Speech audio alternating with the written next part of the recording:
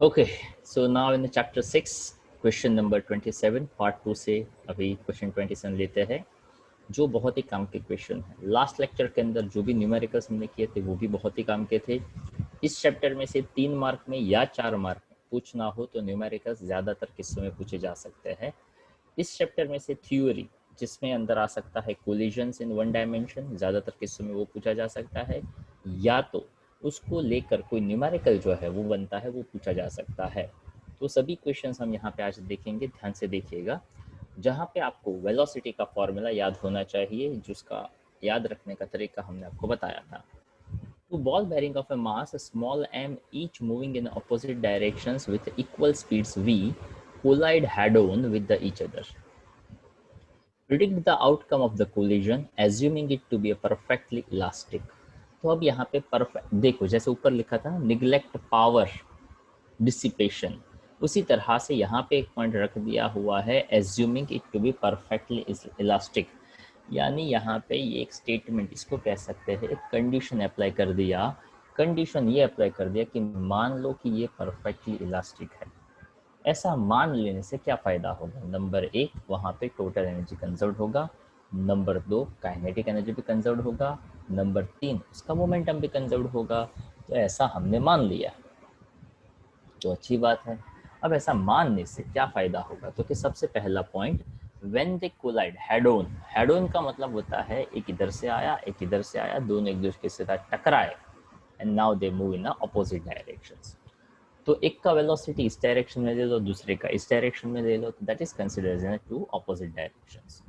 So here we can say that सबसे पहले तो दोनों का मास सेम है, moving in opposite directions like this and like this. So you can say that m1 is equals to m2 is equals to m, पहला point.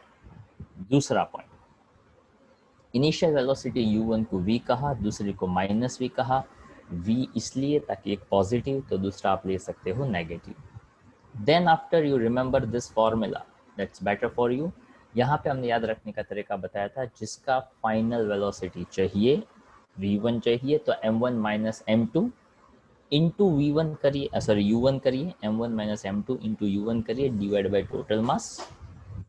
जिसका final velocity find करते हो उसके अलावा 1 है तो 2, तो 2 का momentum that is 2m2u2 upon m1 plus m2, जो आपको v1 देगा।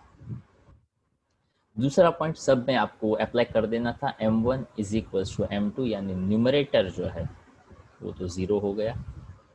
दूसरा वैल्यू है वहाँ पे u1 और u2 की वैल्यूज डाल दिया। तो यहाँ से सीधा सीधा जैसे ये जो क्वेश्चन है वो स्पेशल केस जब हमने थ्योरी पढ़ी थी ना, तो उसके अंदर हमने ये स्पेशल केस आपके सामने रखा था कि जब दो सेम मास वाले बॉडी अगर एक दूसरे के साथ टकराए तो क्या हो सकता है। If you notice that v1 जो है वो माइनस v जितना हुआ, और माइनस v कौन था? u2 था। So if you remember it, v1 is equals to u2 बना। इसका मतलब ऐसा कि जब दो सेम बॉडी, सेम मास वाली बॉडी टकराती है, तो पहले का फाइनल वेलोसिटी वो दूसरे के इनिशियल वेलोसिटी जितना हो जाता है, जो यहाँ से आपको मिला। दूसरे वाले किस्से में m2 माइनस एम, फिर से m माइनस एम करेंगे, फिर से ये वैल्यू कैंसिल हो जाएगा, फिर से यहाँ पे 2m और नीचे 2m कैंसिल हो जाएगा, और यहाँ से v2 इज इक्वल टू क्या बन जाएगा? u1। तो एक्चुअल में ये न्यूमेरिकल भी हुआ, और जो थियोरी के अंदर आपने स्पेशल केस पढ़ा था, ये अपने आप में स्पेशल केस भी बन गया। तो दोनों ही तरीके से आपको पता होना चाहिए। तो इसका मतलब ये कि अगर आपका थियोरी पार्ट, उसका डेरिवेशन जो था, अगर वो क्लियर है तो आप ये बहुत ही इजीली क्लियर कर सकते थे। पहले का फाइनल, दूसरे का इनिशियल, दूसरे का फाइनल, पहले का initial. Thus the two balls bounce back with the equal speed after the collision. Like this, एक बॉल, दूसरा बॉल, दोनों बॉल टकराए, ये इधर गया इसकी वेलोसिटी के साथ, और ये इधर गया इसकी वेलोसिटी के साथ। ए बी के साथ टकराया, तो ए का वेलोसिटी बी को मिल गया, बी का वेलोसिटी ए को मिल गया। ये क्वेश्चन 28 है, ध्यान से एकदम अच्छी तरह से एक एक पॉइंट को समझते जाइएगा। पूरे क्वेश्चन का बेस जो है वो वही फॉर्मूला है v1 is equals to, okay, यहाँ से फिर से लिख देते हैं हम उसको ताकि हम भूल ना जाए। चलो v1 इज इक्वल्स टू कैसे याद रखने को कहा, 1, तो 1 माइनस 2, 1 प्लस 2, ये 1 का फाइनल तो 1 का initial, double of another 1 2m2 u2 upon m1 plus m2, जिसका है final m2 minus m1 upon m1 plus m2 into क्या आएगा u2 प्लस ये 2 का है तो यहाँ पे 1 का आएगा 2m1 u1 upon m1 plus m2। ये v1 बन गया, ये v2 बन गया, और यहाँ पे आपका काम आसान हो सकता है अगर आपको ये फॉर्मूला एज इट इज याद हो तो। अब देखते हैं क्वेश्चन नंबर 28। बहुत ही काम का 4 मार्क के लिए परफेक्ट सेट होने वाला क्वेश्चन, पर वो जो कोलिजन वाली थियरी आपने पढ़ी है परफेक्ट उसी बेस पे है ये। Slowing down of a neutron in a nuclear reactor, a neutron of high speed must be slowed to 10⁻³ metre पर सेकेंड। यहाँ से ये सभी सिचुएशन को मोमेंटरली इग्नोर करिएगा, ताकि यहाँ पे ये पूरा जो क्वेश्चन वो फॉर्म करते हैं ना, वो क्लैरिटी की बजाय कंफ्यूजन जो है वो कभी कभार ज़्यादा क्रिएट करते हैं। फिजिक्स का पहला रूल ये होता है कोई भी न्यूमेरिकल है उसको मिनिमम 2 बार आपको रीड करना चाहिए। पहली बार थोड़ा फटाफट रीड कर लो तो एक हल्का सा एक फिगर जैसा फॉर्म होगा कि अच्छा अच्छा ऐसा ऐसा दिया है, ऐसा कर सकते हैं। दूसरी बार जब पढ़ेंगे तब परफेक्ट सिचुएशन पता चलेगा कौन कहाँ कैसे है, किस तरह से है, और उसके हिसाब से हमें उसको कैसे सेट करना है। Slowing down of A neutron, ताकि आपको न्यूक्लियर रिएक्टर क्या है शायद पता हो शायद ना पता हो, ओके। उसमें slow down that's a neutron of A high speed, तो कि न्यूट्रॉन होता है नहीं होता है आई डोंट नो। आपने न्यूक्लियर रिएक्टर पढ़ा है कहीं, केमिस्ट्री में आया है न्यूक्लियर रिएक्टर? नहीं सर अभी नहीं आया। No sir. Okay, nuclear reactor होता क्या है वो किसी को पता है?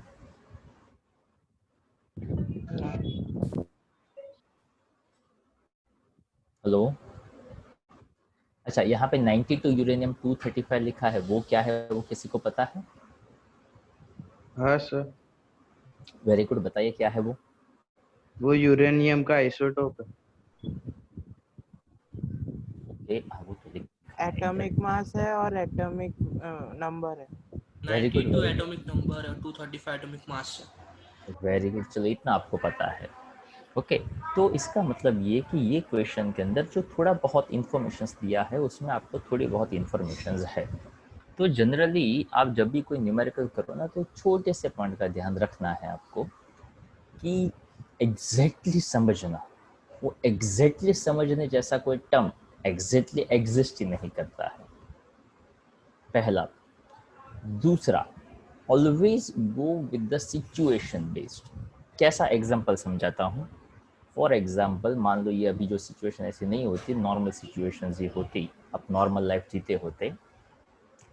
अगर मान लो आपको संडे मूवी के लिए जाना है, किसी फ्रेंड का बर्थडे है, आप जाने वाले थे, ऑलमोस्ट कंफर्म था, आप फ्राइडे को अपने पेरेंट्स की परमिशन लेने वाले थे, शायद वो देने ही वाले थे, ऐसा कंफर्म था।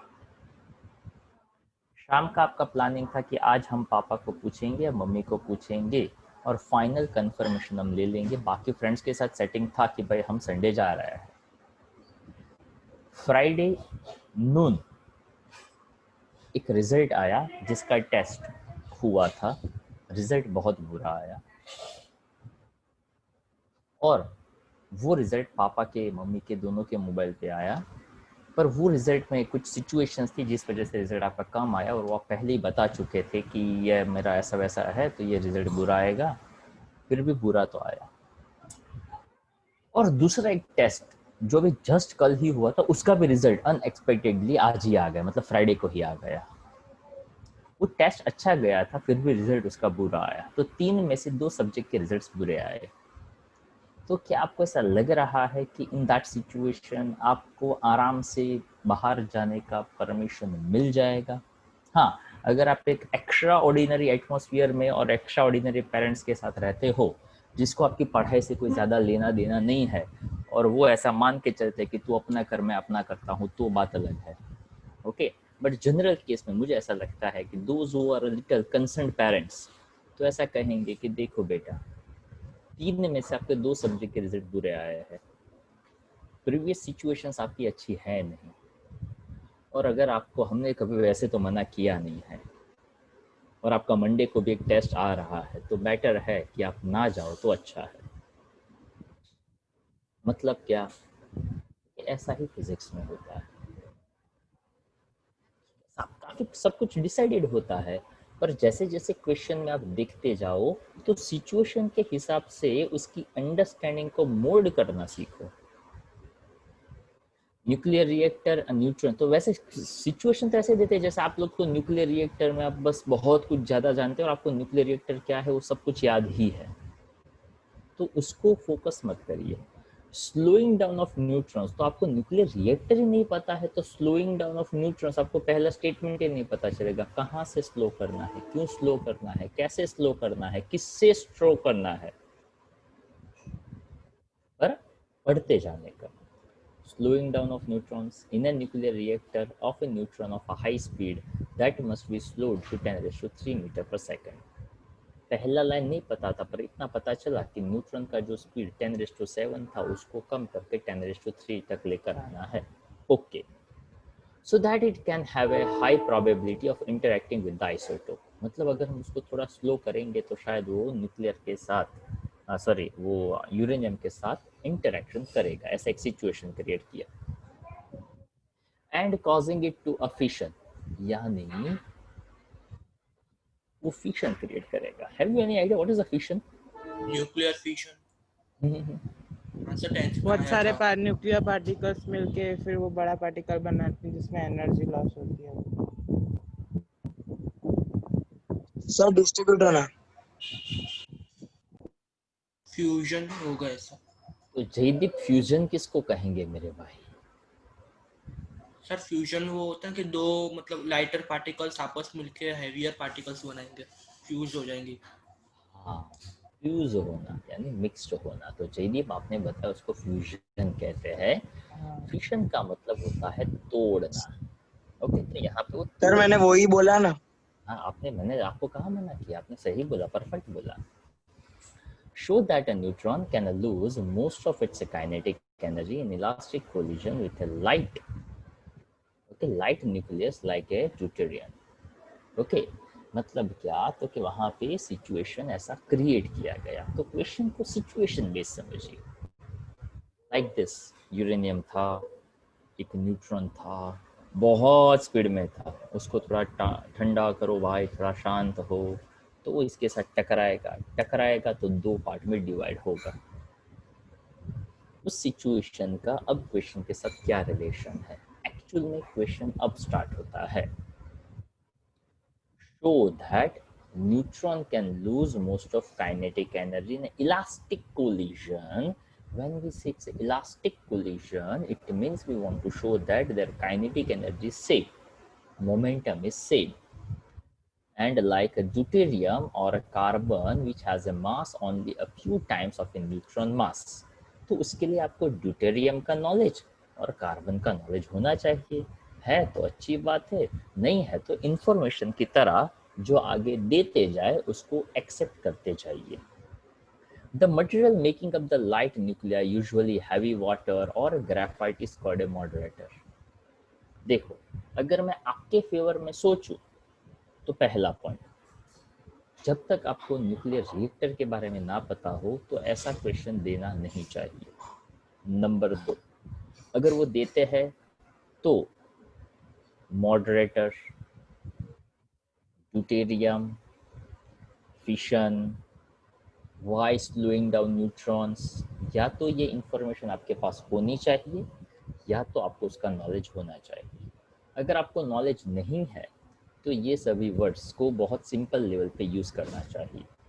और तीसरा, अगर कोई इंटेलिजेंट बंदा है तो इन सभी वर्ड्स को वो इग्नोर करेगा और सिर्फ इतना सोचेगा कि क्वेश्चन की रिक्वायरमेंट ऐसी है, वेलोसिटी को कम करते हैं तो मुझे ऐसा शो करना है वहाँ पे काइनेटिक एनर्जी कुछ कम होता है फाइनल से इनिशियल में। फाइनल वेलोसिटी या फाइनल काइनेटिक एनर्जी है जो इनिशियल काइनेटिक एनर्जी से थोड़ी सी कुछ कम हो रही है, यानी मुझे कोई काइनेटिक एनर्जी का लेना देना ढूंढना है। मोमेंटम यहाँ पे कंजर्व होता है। अब यही पूरी वैल्यू को, पूरी लाइन को अगर हम सिंपलेस्ट लाइन में कन्वर्ट करें तो ऐसा, न्यूक्लियस को मारो गोली, ऐसा कुछ नहीं है, पर ऐसा सोचो। A body of mass capital M at rest stationary था, struck by a moving body of mass small M, यानी सिचुएशन कैसा किया, this is a nucleus, this is a neutron, और न्यूक्लियस, न्यूट्रॉन, आइसोटोप ऐसे वर्ड को ignore किया, ये उसके साथ टकराया, ये स्टेशनरी था। Prove that fraction of kinetic energy of the mass m transferred to the struck body 4m upon small m plus capital M whole square in an elastic collision। यानी क्या, तो क्या बताया ऊपर वाला सिचुएशन पर थोड़े अलग तरीके से। तो देखिए, क्वेश्चन को समझाने के लिए ही मुझे मिनिमम 10 मिनट है वो देना पड़ा। क्यों? क्योंकि यहाँ पे वैसे ये एनसीईआरटी यानी आपकी की टेक्स्ट बुक का इलास्ट्रेशन है, बट ये टेक्स्ट बुक आपके साथ ऐसा करता रहता है, इस बात को एक्सेप्ट करके चलिए। नंबर 1। नंबर 2, लेवल बड़े थोड़ा डिफिकल्ट होता है, समझ सकते हैं हम, मानने में आ सकता है, पर इसका बिल्कुल मतलब ऐसा नहीं है कि आपकी टेक्स्ट बुक में सब कुछ ऐसा ही दिया जाए जैसा आप लोगों को तो सब कुछ आता ही है, सब कुछ पहले से ही पता हो। ओके, कुछ क्वेश्चंस ऐसे भी आपने देखे या तो समझे। थियोरी ऑफ रिलेटिविटी आइंस्टाइन ने जो दिया था, तो उसको लेकर कोई क्वेश्चन नहीं होना चाहिए। देवांश यहाँ पे कुछ मत लिखिए भाई।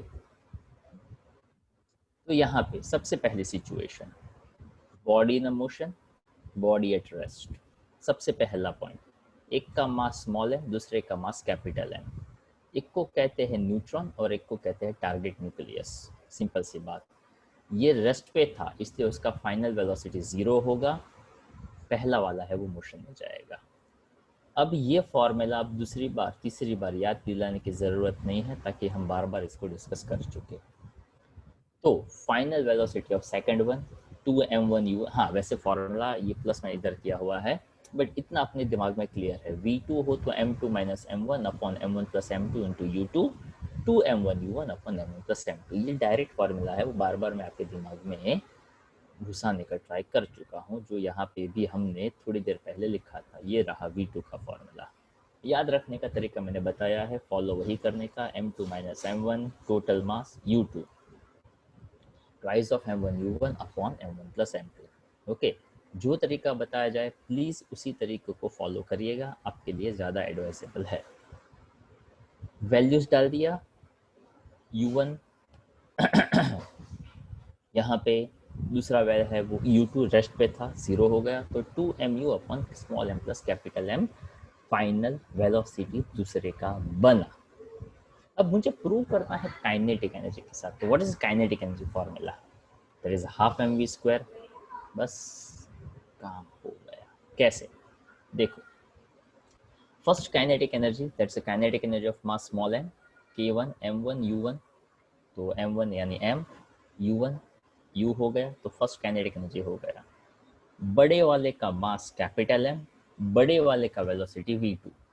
तो यहाँ पे सिंपल तरीके से एकदम पेशेंस के साथ वैल्यू प्लेस करिएगा तो ही पता चले। क्वेश्चन में कुछ डिफिकल्ट नहीं है, अरे क्वेश्चन में कुछ डिफिकल्ट नहीं है, सिर्फ और सिर्फ वो सही सही अंडरस्टैंडिंग वो होना चाहिए।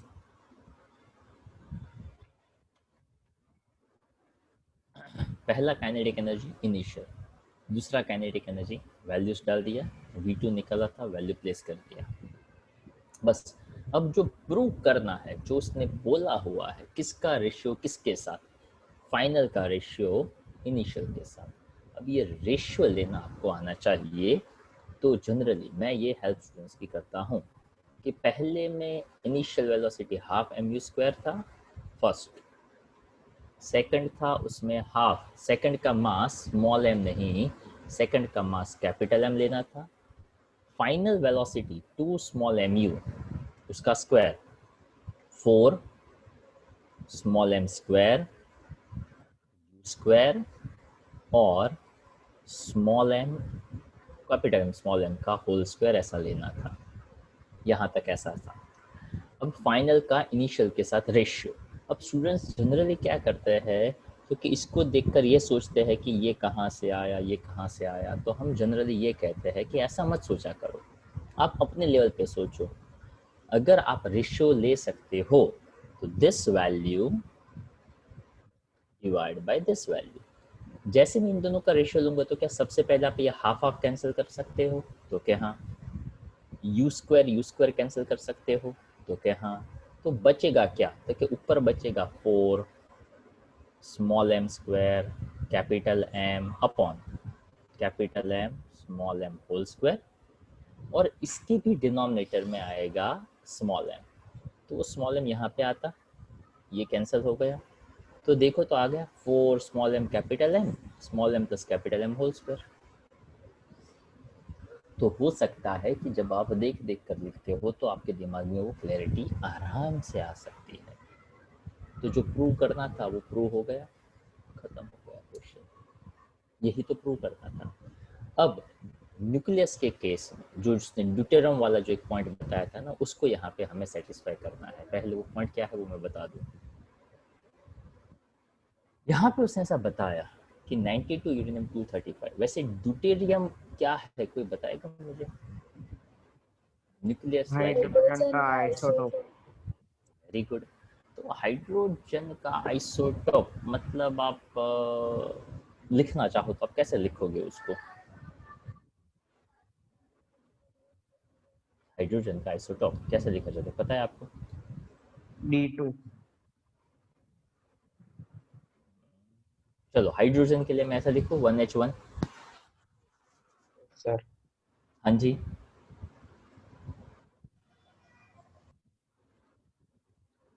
Yes sir 1H2 1H।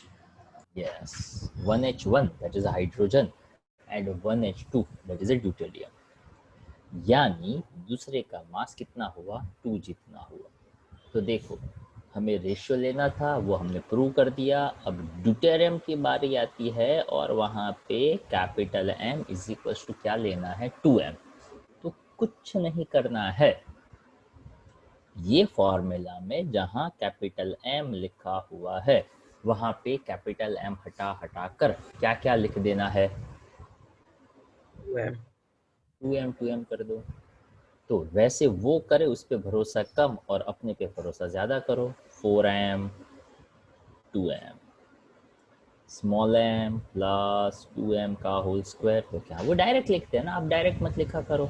चलो क्या आएगा आंसर बताओ न्यूमरेटर में? 8m square. Very good. नीचे M square M plus square plus 4m 4M square 4m square plus 4M। m 9m 2m square. कितना होता है? 9M square होगा। m प्लस 2m 3m होता है, तो 3m का स्क्वायर कर दो 9m स्क्वायर। ओके, यहाँ पे x plus Y whole square करने की कहाँ ज़रूरत है, it's not needed. Okay, m square cancel हो गया, 8/9 मिल गया, खत्म हो गई बात। दूसरा उसने कहा कि 0.9 यानी 8/9 को 0.9 कहा, उसको परसेंटेज में कन्वर्ट करना हो तो 100 से मल्टीप्लाई करना हो। मतलब अगर ड्यूटेरियम हो तो 90% of neutrons energies are transferred to the deuterium, ताकि वो अपने आप में ही लाइटर न्यूक्लियर है तो न्यूट्रॉन अपना पूरा एनर्जी उसमें कन्वर्ट कर सकता है। कार्बन की बात करें तो कार्बन को कैसे लिखा जाता है, ये m = 12m कैसे आया? 12C6 कार्बन 6C12 ऐसा मैं बोलता हूँ, शायद केमिस्ट्री में आप अलग बोलते होंगे, I don't know, but 6C12 ऐसे लिखते हैं। 6 उसका एटॉमिक नंबर है, 12 उसका मास है, मास नंबर। ओके, तो उसका वो मास है। तो उसके हिसाब से जहाँ जहाँ फिर से दिखा कैपिटल एम, वहाँ वहाँ कर दिया 12M। 12 फोर्जा करो। Again I insist, every point, हर एक स्टेप पे मैं आपको बताता हूँ कि स्टूडेंट्स ये सोचते हैं यार इसके बाद ये कैसे आया, नहीं पता चला। Don't think about it. क्या सोचना चाहिए, इसके बाद क्या आ सकता है। चलो आपको क्या लग रहा है इसके बाद क्या आना चाहिए? 48m square. Okay, 48m square. चलो ठीक है। 169 m square. 169m square. Okay, m square. Cancel. What next? 48 divide by 169 कर दो तो क्या आ जाएगा?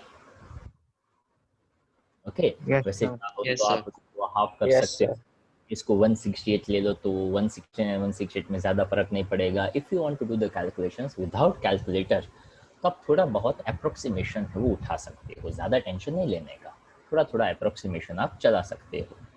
ओके, और अप्रोक्सीमेशन लेना बहुत अच्छी चीज़ होती है।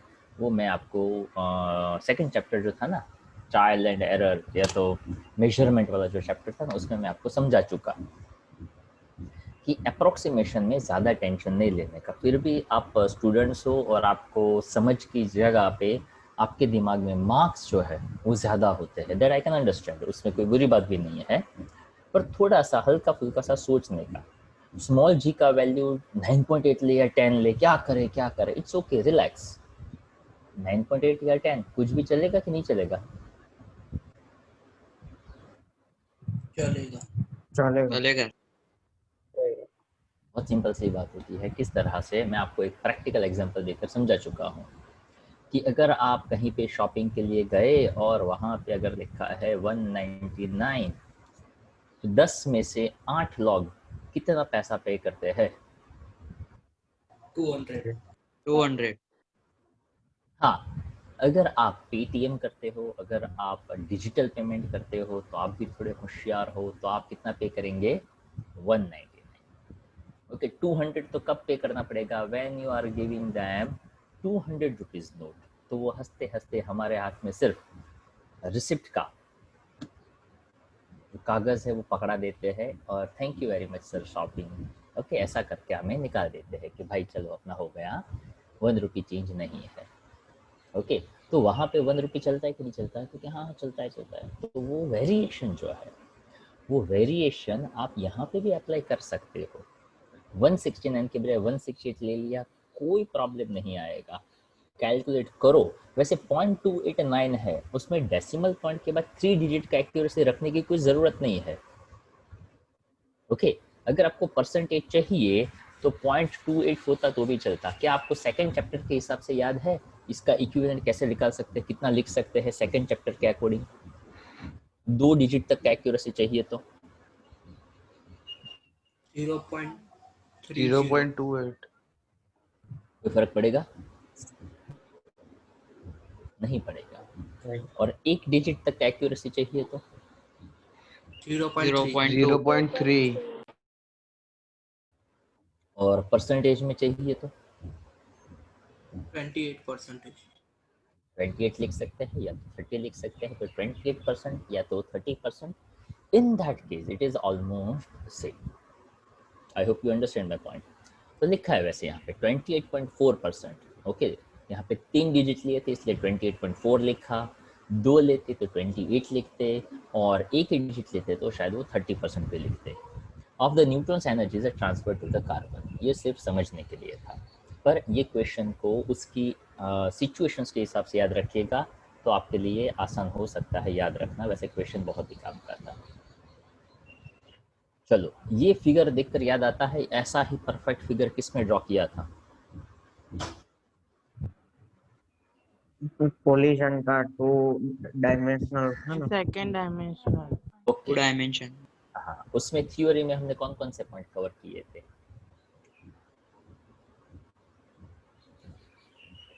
सर कैरम वाला एग्जांपल दिया था ना। एक्स डायरेक्शन का मोमेंटम, वाई डायरेक्शन का मोमेंटम, याद है ऐसा कुछ कुछ कहा था। एक्स डायरेक्शन का मोमेंटम आता था m1 u1 is equals to m1 v1 cos theta 1 plus m2 v2 cos theta 2। याद है जिसने बनाया थीटा वो बनाता है cos थीटा। नहीं Yes. याद हो तो आपके पास उसका नोट्स हो तो देख सकते हैं। वाई डायरेक्शन के लिए क्या किया था आपने? 0 आ गया था। क्यों? उसमें कुछ मोमेंटम ही नहीं हुआ था। देखो यहाँ पे ऑब्जेक्ट किस डायरेक्शन में जाता है before collision? X direction. Y direction में कहाँ से कुछ आएगा? 0 is equal to m1 v1 sin theta 1। उसके बाद M2 U2 sin theta। आगे का साइन माइनस y।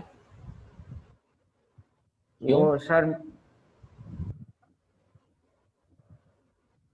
मोमेंटम मतलब वो माइनस हो डायरेक्शन जाएगा। चेंज हो गई। y अरे सर वो नीचे की डायरेक्शन में नेगेटिव साइन होती है। इतनी सिंपल सी बात है। Y axis।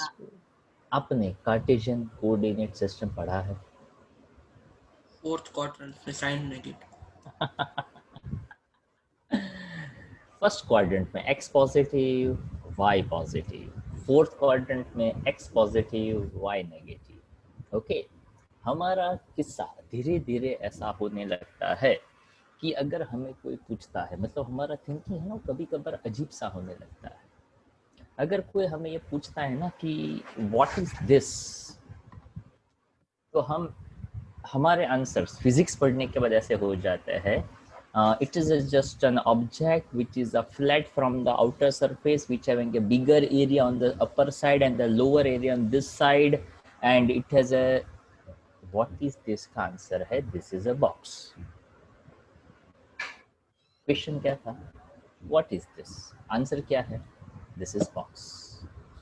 तो फिजिक्स में काफी बार ऐसा होता है, सीधा क्वेश्चन सीधा आंसर, और हम आजू बाजू बहुत ज्यादा सोचते हैं। क्यों नेगेटिव? फोर्थ क्वाड्रेंट है, फोर्थ क्वाड्रेंट का वाई नेगेटिव होता है। खत्म हो गई बात। और मैंने कहा था कि इक्वेशंस ये जो है ना इलास्टिक कोलिजन इन 2 डायमेंशन, अगर वो वहां पे आप देखो ना तो आपका पूरा क्वेश्चन खत्म हो जाता है।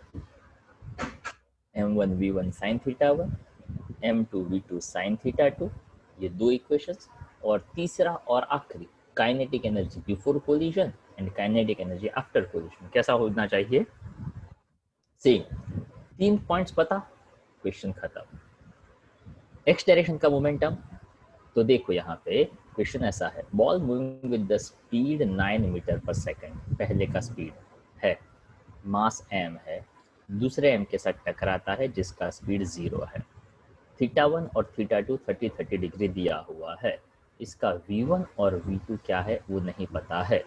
Such that after the collision the direction of each ball make an angle 30 degree with the original line. Find the speeds of the 2 balls after the collision.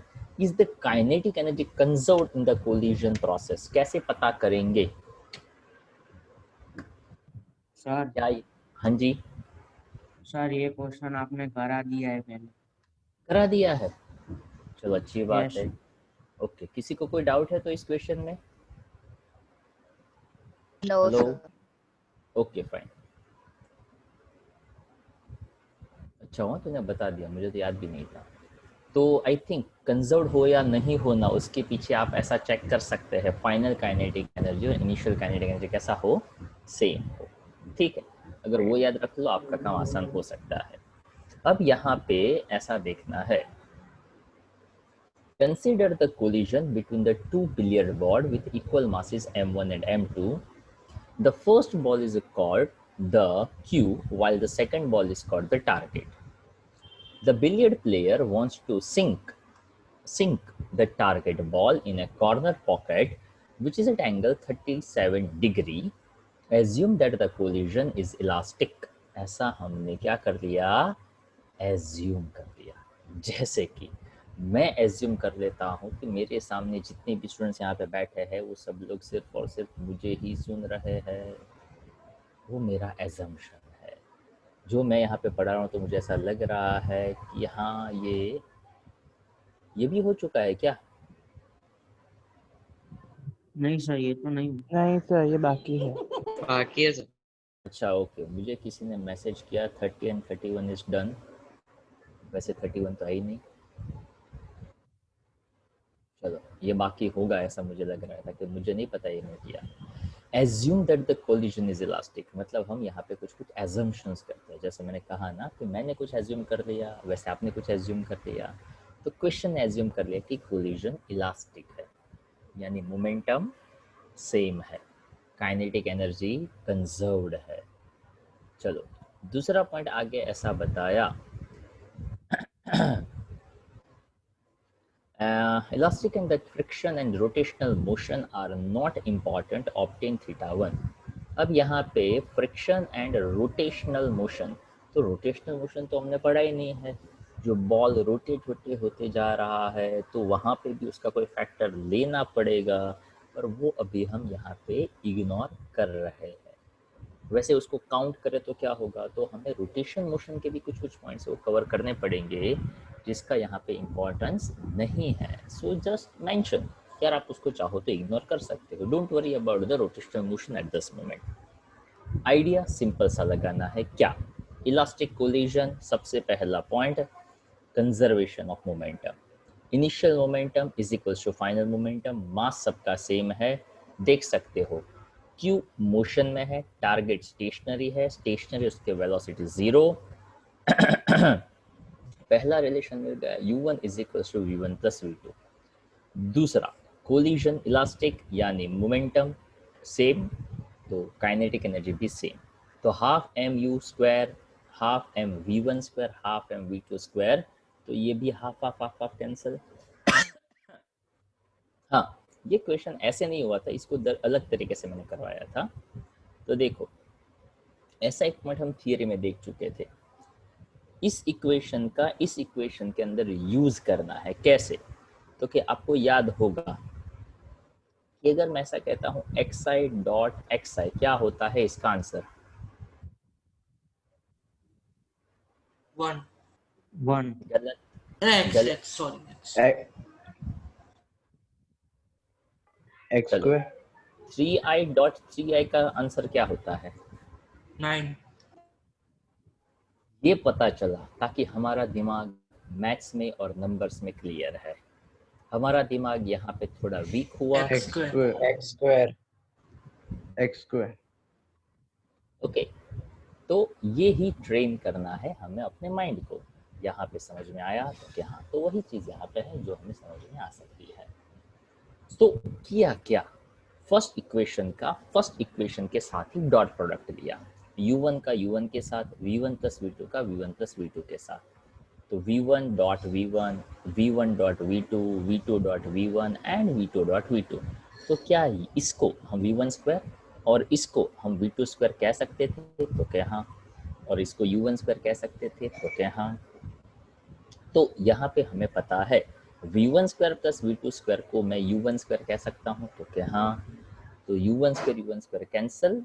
तो यहाँ पे ध्यान इस बात का रखना था कि जैसा हम x plus Y whole square में करते हैं और वहाँ पे 2xy, X square plus Y square, ये सिर्फ 2xy आता है, पर यहाँ पे v1 डॉट v2 और v2 डॉट v1 का अपना मतलब है और वहाँ पे डॉट लगाया है। तो उस डॉट को हटाना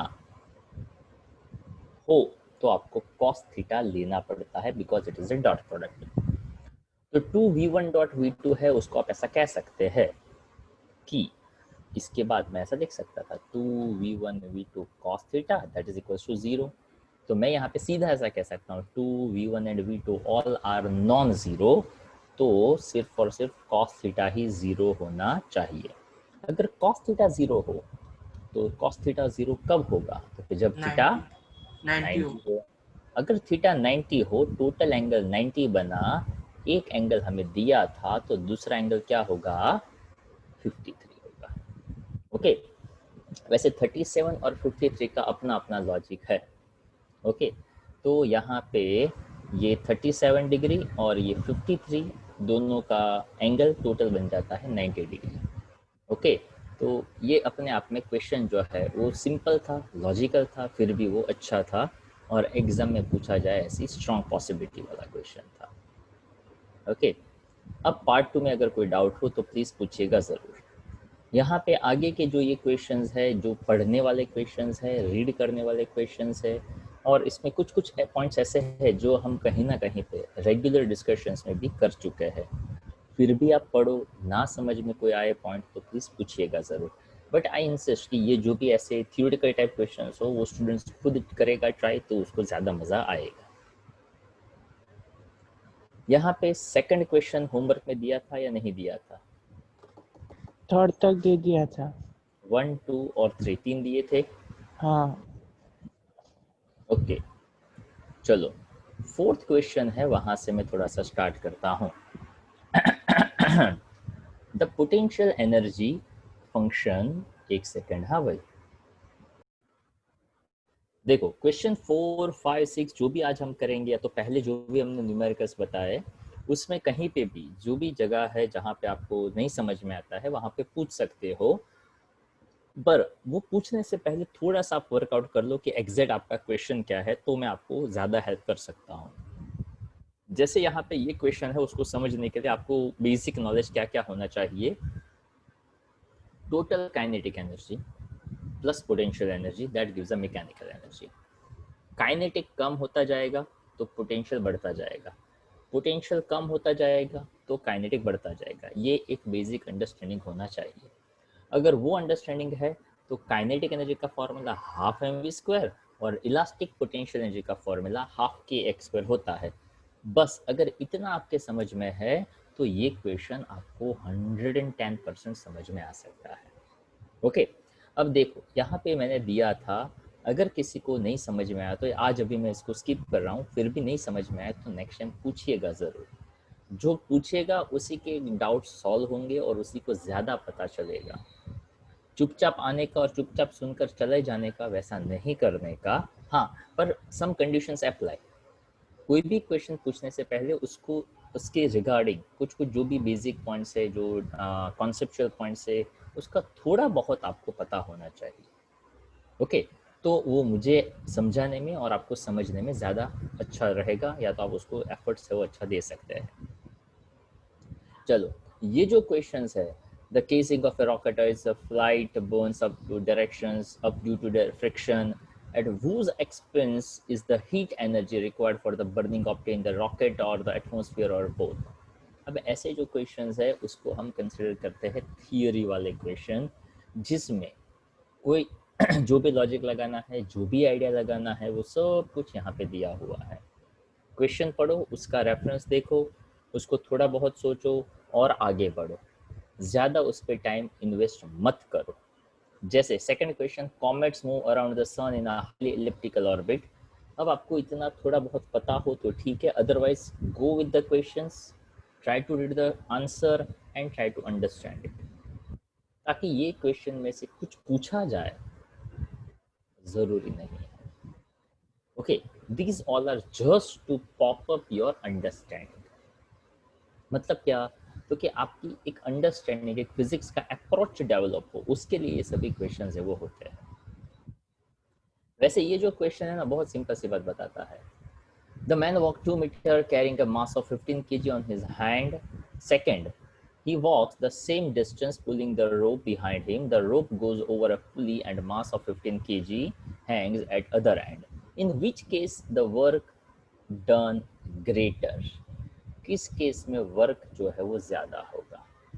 अब एक केस में उसने उसको लिफ्ट किया हुआ है, यहाँ पे उसको पुल करेगा, यहाँ से मास ऊपर जाएगा, यहाँ पे खींचना और मास का ऊपर जाना, यहाँ पे सिर्फ उसको लिफ्ट करके ले जाना। ओके, तो यहाँ पे that is just a develop basic understanding only. तो देख सकते हैं, सबसे पहला क्या ये पॉइंट हम डिस्कस कर चुके थे? डू यू रिमेम्बर पुली वाला किस्सा? चैप्टर के स्टार्टिंग में बताया था कि पुली मास को लिफ्ट करता है, तो बताया no work is done against gravity because the displacement 2 metre is horizontal, और उसको लिफ्ट किया गया है वर्टिकल डायरेक्शन में। Second case, work has to be done against gravity, pull करेगा mgh height 294 joule in addition to the work to be done against the friction while moving a 2 meter distance. तो second case में greater work होगा। हाँ, अगर हम ऐसा कहते हैं कि किसके लिए ये काम करना आसान होगा, तो पुली वाला है वो अलग काम करता है, मास ऊपर लेकर जाता है अगेंस्ट ग्रेविटी। दूसरा है वो पैरेलल डायरेक्शन में जाता है। तो अगर कोई किस्सा ऐसा हो जहां पे ऑब्जेक्ट को आप नीचे से ऊपर लिफ्ट करते हो, उठाते हो, और इस केस में आप पुली की हेल्प से लेते हो, तो वहां पे पुली वाला है वो आपका काम आसान कर सकता है। तो ये सभी के सभी मैं इंसिस्ट करता हूँ कि एटलीस्ट आप एक बार पढ़ो, एक बार लिखो, ये 6th है, ये 7th है, ट्रू और फॉल्स, तो आपके एग्जाम में पूछे जाने 1 मार्क एकदम आराम से आप कर सकते हैं, just to develop a basic understanding. जैसे ये work done in the motion of a body over a close loop is 0 for every force in nature, is it right और रॉन्ग? तो लिखा हुआ है C false. Why? In the case of a non-conservative force, the work in the motion of a body over a closed loop is not easy. Okay, अगर conservative force हो, याद करिए एक आई कैप जे कैप माइनस आई minus जे। अगर कोई closed loop हो, conservative force हो, तो वहां पे टोटल वर्क डन 0 होगा। But friction if you consider a non conservative force, तो वहां पे हीट लॉस होगा। हीट लॉस होगा मतलब वहां पे आप ऐसा नहीं कह सकते कि वहां पे लगने वाला फोर्स क्या हो जाएगा, 0 हो जाएगा। तो जो आपने पढ़ा, जो आपने समझा, जो अंडरस्टैंडिंग आपने डेवलप किया, ये सभी क्वेश्चंस उसको ज़्यादा पुश करते हैं, आपकी अंडरस्टैंडिंग को बेहतर बनाते हैं। 8th क्वेश्चन, ओके, पढ़ने का है, एक बार लिखना है। चलो 9th is interesting one, little one. 9th homework में दिया था या नहीं दिया था?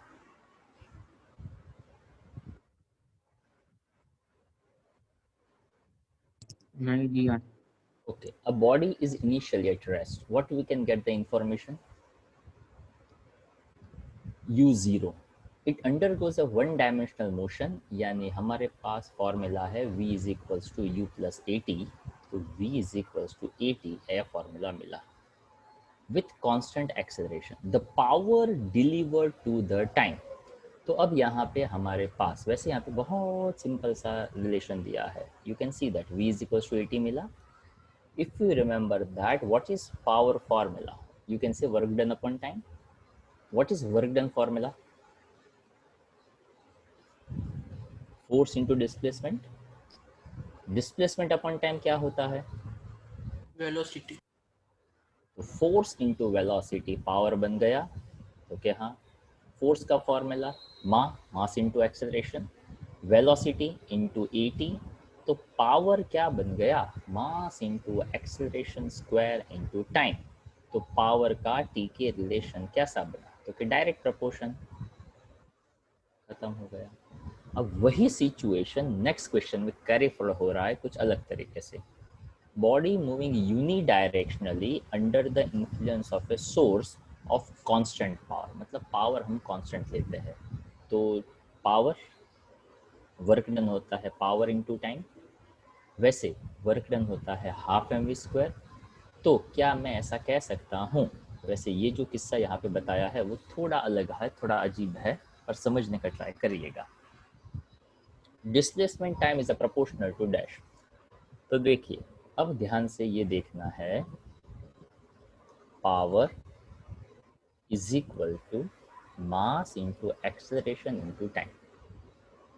अब यही किस्सा मैं थोड़े अलग तरीके से यहाँ पे जो दिया ना उसको थोड़े अलग तरीके से प्रेजेंट कर रहा हूँ, ध्यान से देखिएगा और समझने का ट्राई करिएगा। मैं इसमें से एक्सेलरेशन को सब्जेक्ट बनाऊं तो कैसे बनेगा,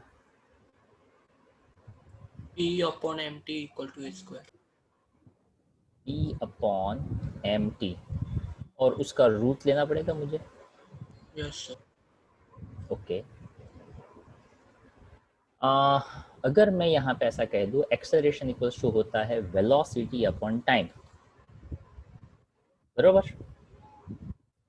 यस। ओके, तो मुझे root P, root M, root T ऐसा लिखना पड़ेगा। यस। ओके, अब इसमें से मैं v को सब्जेक्ट बना दूं तो क्या बनेगा? v equal to root P into T Root upon P root into M T. Into root T. Very good, Root M into. बरोबर। अब मैं ऐसा कह दूं p और m दोनों कांस्टेंट है, कैसे है? कांस्टेंट। तो वेलोसिटी का t का रिलेशन कैसा हुआ? v proportional to root t, ऐसा कह सकता हूं? Yes yes sir. Sir. Okay, क्या मैं velocity is equals to ds by dt कह सकता हूं? Yes yes sir. यहाँ पे t रेस टू हाफ कह सकता हूं ना, v का value root t only. Yes अब मैं यहाँ से एक छोटा सा पॉइंट, अब यहाँ से मैं यहाँ पे लिख रहा हूँ, क्या मैं ऐसा कह दूँ ds is equals to T raise to half dt और दोनों साइड में ले लूँ integration. Yes, anyone remember it? Integration का फॉर्मूला क्या था? पावर को वो एक 1 ऐड करने का और डिवाइड, जो पावर बढ़ा हो उसको डिवाइड। तो t raise to half plus 1 upon half plus 1, t raise to half plus 1, half plus 1 कितना होता है? T by two. नीचे का वैल्यू तो सिर्फ नंबर है, उसको कांस्टेंट कर दो, तो डिस्टेंस का क्या रिलेशन आया? T raise to 3 by 3 two. root by 2. आ गया? यस आ गया। तो देखो यहाँ पे work done power into time करे, work done half M V square करे, उसमें से वेलोसिटी का स्क्वायर करे, यहाँ से इस माइनस साइन को मैं हटा देता हूँ, आप भी आपके पास बुक हो या तो पैम्पलेट हो, उसमें से माइनस साइन हटा दो, तो V square is equal to 2 pt/m लिख सकता हूँ। तो क्या, हाँ, वेलोसिटी का रूट निकालो तो 2 pt/m का हाफ यानी रूट मिलेगा। Hello, yes sir. Yes, sir. तो ds by D T is equal to T half, ऐसा मैं कह सकता था। तो क्या, हाँ, तो यहाँ पे ये जितना कॉम्प्लिकेटेड दिखता है, ये जो समझा तो उसको मैं फिर से समझ रहा हूँ, ध्यान से देखिएगा। My purpose is that to just explain कि हमने क्या प्रीवियस क्वेश्चन में ऐसा देखा था, क्या देखा था प्रीवियस क्वेश्चन में? Force into velocity, force mass into acceleration, velocity acceleration into time, तो ऐसा देखा पावर। तो क्या, हाँ, इस क्वेश्चन में ऐसा कहा पावर कांस्टेंट है, तो डिस्प्लेसमेंट फाइंड करो। हमने एक साथ दो क्वेश्चंस बताए, वेलोसिटी का भी रिलेशन देखो और डिस्टेंस का भी रिलेशन। तो क्या मैं acceleration equals to p by M T, तो acceleration is equals to root p Root P by root M. कह सकता हूँ ऐसा। तो Yes, यहाँ sir. पहला relation, acceleration is inversely proportional to 1 upon root t, ये एक पॉइंट, बट p कांस्टेंट। हाँ, ये पहला रिलेशन जो उसने पूछा नहीं, फिर भी मैंने एक शॉर्टकट, एक शॉर्ट आंसर बता दिया, एमसीक्यू ऐसा पूछा जा सकता है। Acceleration v by T root p root m root t, तो velocity is equals to root p root t root m, तो velocity is equals to root t। ये दूसरा रिलेशन, मतलब एक ही क्वेश्चन में से मैंने 3 क्वेश्चंस बनाए। Acceleration inverse root t, velocity direct proportional to root t, and now जो क्वेश्चन उसने पूछा है ds by D T is equals to root t, जिसको मैं t हाफ कह दूं, ds is equals to integration, दोनों साइड कर दूं तो t raise to half dt, ऐसा मैं कर सकता हूं ताकि मुझे s चाहिए।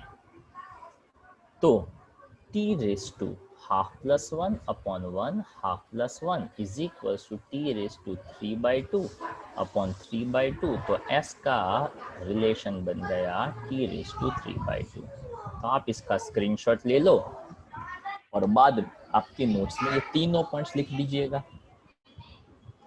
जब भी ऐसा कोई नया एड ऑन वाला पॉइंट हो तो आप अलग पेज में लिख सकते हैं, अलग छोटा सा पेज में लिखकर वहाँ उसके साथ स्टैपल कर सकते हैं। ये बहुत छोटी छोटी बातें हैं, ये बतानी नहीं होती है, that you have to just develop as a student. Okay, तो एक क्वेश्चन था जहाँ पे सिर्फ डिस्टेंस का रिलेशन पूछा मैंने, डिस्टेंस, वेलोसिटी और एक्सेलरेशन तीनों के रिलेशंस बता दिए। तो जो है वही पूछा जाए ऐसा नहीं, ऐसा भी पूछा जा सकता है। ले लिया screenshot? Yes sir. Yes, sir. चलो, तो ये आपका था 10th question. Okay, 11th I think homework में दिया था मैंने। यस सर, 11 और 12 दोनों दिए। हाँ, इसीलिए मैं पूछ रहा था। ओके, 11 और 12 दिए थे। 13 ऑनवर्ड्स जो है वो हम नेक्स्ट लेक्चर में करने वाले हैं। तो 13 आई थिंक अब 10 क्वेश्चंस आई थिंक बाकी रहेंगे। 23 तक है और 13th है, 14th है, 16th इज सिंपल, 17th छोटा है, 18th भी छोटा है। तो मोर और less I think next lecture में आपका ये चैप्टर ख़त्म हो जाएगा। पर ये जो लास्ट वाले जो क्वेश्चंस है ना, ये ये वाले सभी क्वेश्चंस वो एग्जाम पॉइंट ऑफ व्यू से भी काम के हैं। तो अभी आज का लेक्चर हम यहाँ तक रखते हैं। आपका होमवर्क आप अच्छी तरह से नोट डाउन कर लीजिए, जिसमें हम न्यूमेरिकल्स का रिपीटेशंस अच्छी तरह से करेंगे। जहाँ पे आज का क्लास वर्क अगर मैं कहूँ तो ओके, पार्ट 2 से कितने क्वेश्चंस किए? 3। 4 क्वेश्चन। एक सेकेंड। पार्ट 2 से जितने इम्पोर्टेंट क्वेश्चंस मुझे लगते हैं वो मैं बता देता हूँ, वो कौन कौन से आपको करने हैं। एग्जाम पॉइंट ऑफ व्यू से कौन कौन से आते जाएंगे वो सब लिखते जाएंगे। 30, 29, कुछ रिपीटेड भी रहेंगे, 28,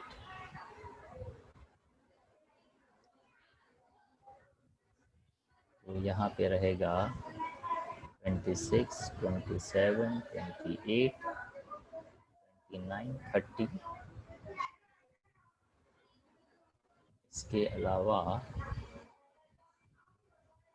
4, it's okay, 23 and 21, 23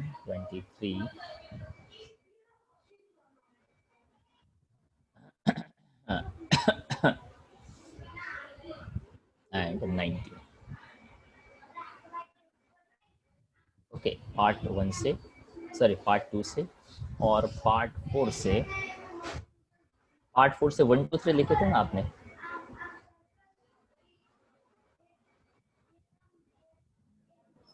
one two three four लिख दिए। 4 से चलेगा, ये एक बार लिख दिया तो भी इनफ है। 5 ऑनवर्ड्स, 5, 6, 7, 8, 9, 10। सो उसके अंदर 5, 6, 7, 8, 9, 10। ओके, सब कुछ वो 2 बार करेंगे।